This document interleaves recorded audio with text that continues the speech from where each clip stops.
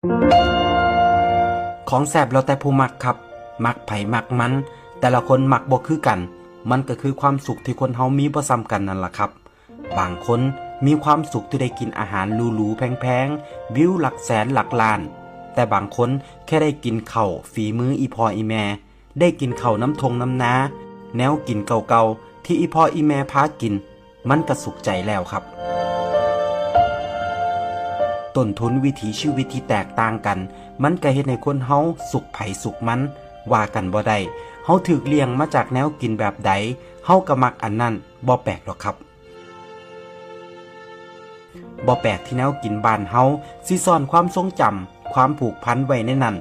กินไปคิดฮอดบ้านไปคิดพอสมัยแต่กี้แต่ก่อนคิดฮอดตอนออกไปหามาอยากมากินเฮาเคยผูกพันกับแนวกินอันใดไปอยู่ไกลบ่ได้กินคือเก่าเฮาก็อยากหวนคืนกลับมากินมันอีกแนวกินหลายอย่างมันกลายเป็นภาพแทนของไทยบ้านเฮาเลยก็ว่าได้ครับแค่เห็นข้าวเหนียวส้มตำ